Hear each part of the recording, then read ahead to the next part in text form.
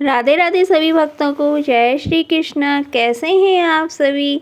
आशा है राधा रानी की कृपा से आप सभी स्वस्थ होंगे, अच्छे होंगे। कहते हैं सच्ची भक्ति और प्रेम से भगवान को भी जीता जा सकता है। एक भक्त द्वारा किए गए अटूट विश्वास की रक्षा हमारे प्रभु कैसे करते हैं, यही इस कहानी के माध्यम से आज मैं सुनाने वाली हूँ। कहानी शुरू करते हैं। एक सेठ जी थे, बहुत ही कंजूस प्रवृत्ति के। फ्री में तो वो किसी को कुछ भी नहीं देते थे। उनकी एक छोटी सी दुकान थी परचून के सामान की।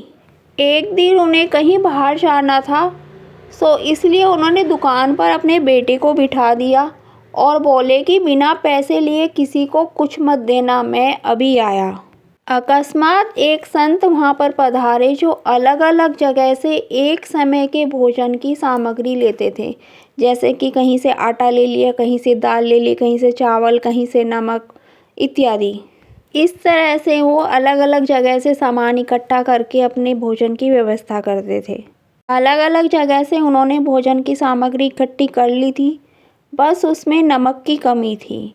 सो उन्होंने आकर लड़के से कहा, बेटा ज़रा नमक दे दो। लड़के ने सोचा, ज़रा सा नमक ही तो मांग रहे हैं और दे भी दूंगा तो पिताजी को पता भी नहीं चलेगा। ऐसा सोचकर लड़के ने डिब्बा खोलकर संत को एक चम्मच नमक दे दिया। संत तो नमक लेकर चले गए कि लेकिन लड़का डिब्बे का ढक्कन लगाना भूल गया। सेठ जी आए तो देखा कि डिब्बा खुला पड़ा था। सेठ जी ने कहा कि क्या बेचा? बेटा बोला, एक संत जो तालाब पर रहते हैं उनको एक चम्मच नमक दिया था। सेठ जी का माथा ठनका। वो बोले, अरे मूर्ख, इसमें नमक नहीं, इसमें तो जहरीला पदार्थ है। अब सेठ जी भागे भागे संत के पास गए। तब तक संत भोजन बनाकर भगवान का भोग लगाकर खाने की थाली लेकर बैठ चुके थे। सेठ जी दूर से ही बोले, महाराज रुकिए, महाराज रुकिए, आप जो नमक लाए थे वो नमक नहीं था बल्कि जहरीला पदार्थ था। कृपा करके आप ये भोजन ना करें। संत जी बोले, भाई हम तो प्रसाद लेंगे ही लेंगे, क्योंकि भोग लगा दिया गया है। भोग लगाकर भोजन छोड़ नहीं सकते। अगर भोग नहीं लगता तो भोजन बेशक छोड़ देते। ये कहकर संत ने भोजन का प्रसाद समझकर खाना शुरू कर दिया। सेठ जी की उन्होंने एक भी बात नहीं सुनी। वो मना करते रहे, लेकिन संत महाराज बड़े ही प्रेम से भोजन पाने लगे। चिंता में डूबे हुए सेठ जी वहीं बैठ गए और रात भर वहीं बैठे रहे। दुखी सेठ जी बार बार इसी बात से परेशान हो रहे थे कि अगर संत को कुछ हो गया तो बड़ी बदनामी होगी।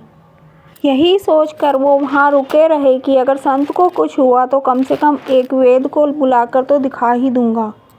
चिंता में डूबे हुए सोचते सोचते सेठ जी को कब नींद आ गई उन्हें पता भी नहीं चला। सुबह रोज की तरह संत महाराज जल्दी उठ गए और नदी में स्नान करने लगे।